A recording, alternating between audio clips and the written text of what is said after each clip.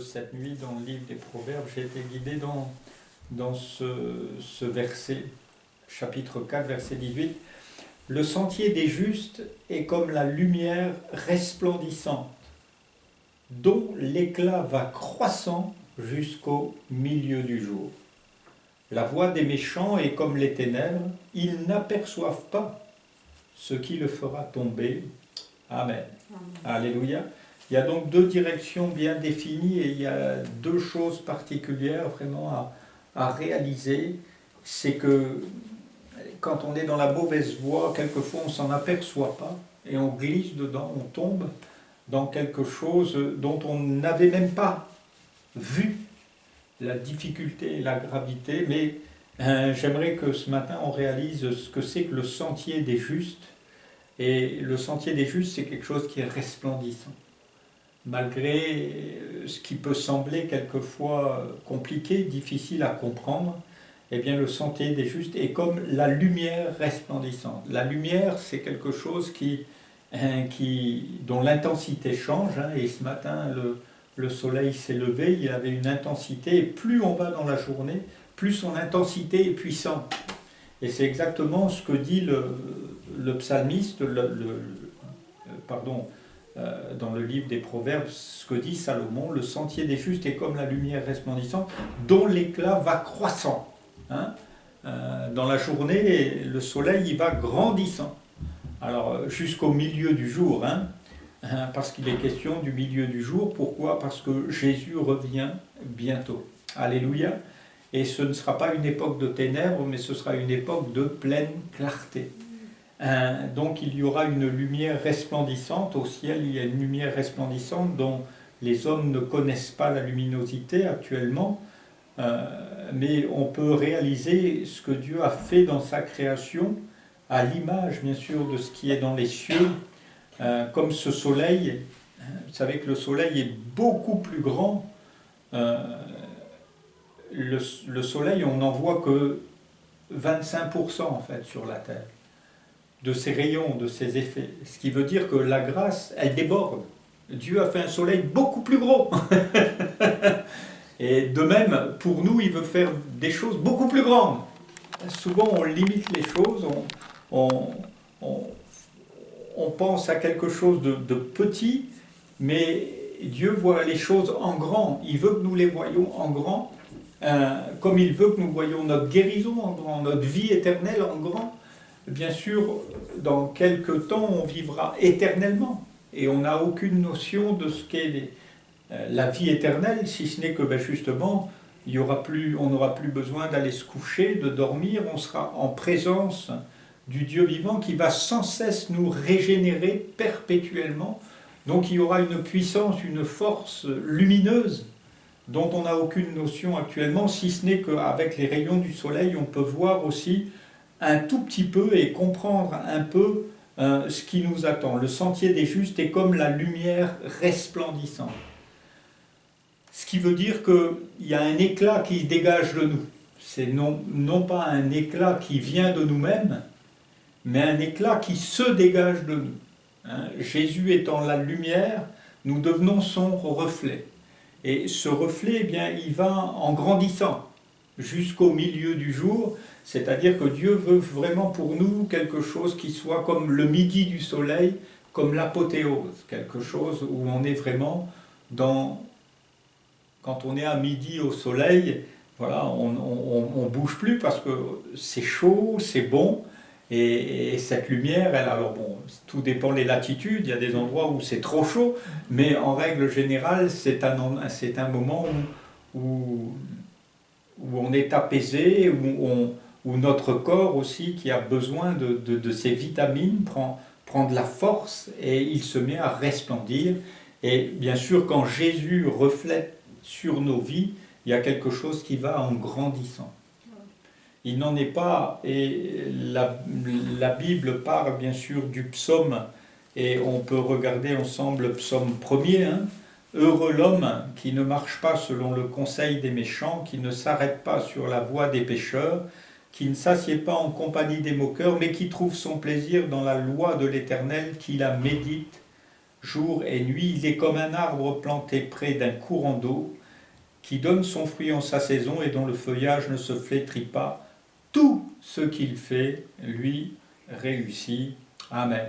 On voit là quelque chose qui va grandissant, un homme qui est là dans la présence de Dieu, qui refuse de regarder ailleurs et qui en fait arrive à un moment où tout ce qu'il fait, lui, réussit. Pourquoi ? Parce qu'il est éclairé,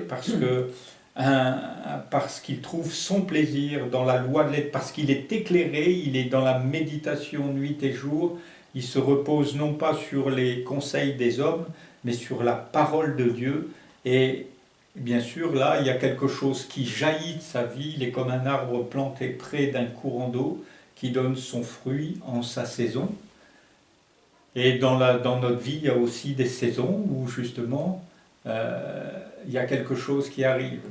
Je pense souvent à toi, Smik, en disant, et en regardant la parole de Dieu, avant de servir Dieu dans notre dimension, et on connaît ça, tu m'as vu aussi souffrir, et avant de vraiment pouvoir servir Dieu, on voit que tous les hommes, Moïse, Ésaïe, tous les hommes de Dieu ont été brisés. Tous. Ils ont été brisés. Jésus lui-même fut brisé à la croix avant de devenir le Seigneur des Seigneurs et le Roi des Rois. Il l'était déjà dans sa vocation, mais il a plu à l'Éternel de le briser pour arriver au sommet de ce dont on a affaire. Et ce brisement qui n'est pas un brisement des hommes, même si Dieu quelquefois se sert des hommes pour nous briser, pour nous atteindre, mais ce n'est pas le brisement des hommes, c'est vraiment le plan de Dieu pour que tout ce qu'on va faire maintenant va réussir. Tout ce qu'il fait, lui, réussit. Et c'est important de réaliser que cette lumière va grandissant. Dieu veut nous amener dans sa parole à réaliser que pour que sa lumière resplendisse parfaitement, il faut continuer à le suivre, continuer à marcher, à vivre, non pas caché, mais en plein soleil, en pleine lumière. Jésus a dit « Je suis la lumière du monde. Celui qui me suit ne marchera pas dans les ténèbres, mais celui qui me suit aura la lumière de la vie. » Et ce qui nous intéresse ce matin, ce n'est pas la lumière financière, ce n'est pas la lumière matérielle, ce n'est pas la lumière de ce monde, ce n'est pas de savoir qui va gagner la guerre, qui va la perdre, c'est d'avoir la lumière de la vie. Non pas pour ici-bas, parce qu'ici-bas on sait que notre vie est brève, sans cesse agitée par le vent, mais la vie éternelle. Cette vie dont on ne va jamais se déparer.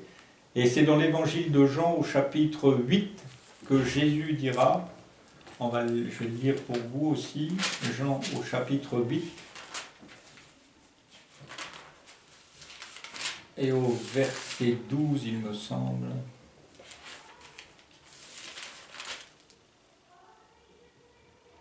Jésus leur parla de nouveau et dit « Je suis la lumière du monde. Celui qui me suit ne marchera pas dans les ténèbres, mais il aura la lumière de la vie. » Et bien sûr, tout de suite après, les pharisiens vont dire « Tu rends témoignage de toi-même, c'est pas normal. » Cette lumière est tout le temps contestée, parce qu'il y a une lumière ténébreuse aussi, de même qu'il y a les lumières noires. Quelquefois, les enfants s'amusent avec la lumière noire à faire des effets. Mais il ne s'agit pas ici d'effet, mais il s'agit de la lumière de la vie. Celle-là, on ne peut pas la transformer, on ne peut pas la trafiquer. Et bien sûr, c'est Jésus qui dit « Celui qui me suit ne marchera pas dans les ténèbres ». Et c'est important de réaliser qu'il nous faut rester dans cette lumière, il nous faut rester accepter que Dieu mette son spot sur nos vies, sa main sur nous, et que nous, on continue à suivre le spot. Comme les artistes sont suivis sur la scène il faut qu'on se laisse suivre par Jésus et que nous-mêmes nous suivions bien sûr la scène dans laquelle nous sommes appelés à vivre. Celui qui me suit ne marchera pas dans les ténèbres, mais il aura la lumière de la vie. Et on est venu ce matin aussi pour partager la scène. Pourquoi ? Parce que Jésus a dit « Faites ceci en mémoire de moi ». Hein, pourquoi? Pas parce que son corps est vraiment une nourriture et on a besoin de la vie de Jésus, on a besoin de cette parole dont on a partagé ce matin. Et son sang est vraiment un breuvage pour nous rappeler qu'il n'y a plus de condamnation. Même si on est malade, même si on a commis des erreurs, même si on est à côté de la plaque pour l'instant, il n'y a pas de condamnation. Mais il y a une invitation à revenir tout le temps dans la lumière. Exactement comme le fils prodigue, le papa n'a pas condamné son fils, mais il l'a fait revenir dans la lumière. Il ne voulait pas avoir un esclave supplémentaire dans sa maison, mais il voulait que son fils soit de retour. Et Dieu ne veut pas que nous soyons comme des esclaves chez lui, mais il veut que nous soyons comme des fils et des filles. C'est pour ça qu'on va partager la scène, la table. C'est le pain d'effort. On peut être guéri pendant le temps de Sainte Seine. On peut aussi sentir être soulagé parce que nos péchés ne pèsent plus sur nous. Il n'y a plus de condamnation pour ceux qui sont à Jésus. Jésus met la lumière sur nous. Que son nom soit béni maintenant. Amen. Alléluia.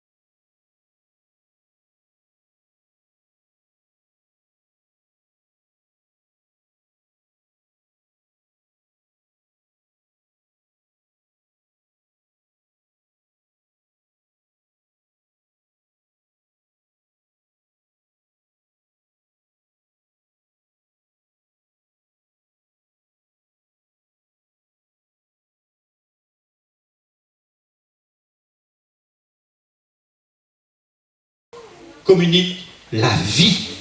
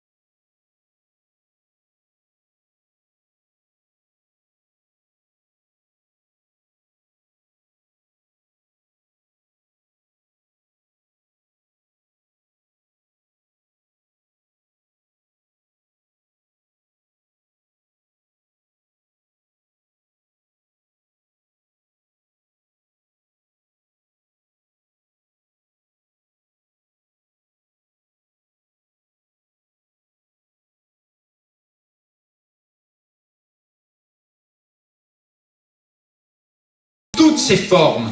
Et que ton nom soit proclamé maintenant dans la vie, dans les corps de ces personnes. Je proclame la délivrance et la guérison au nom de Jésus. Amen. Alléluia.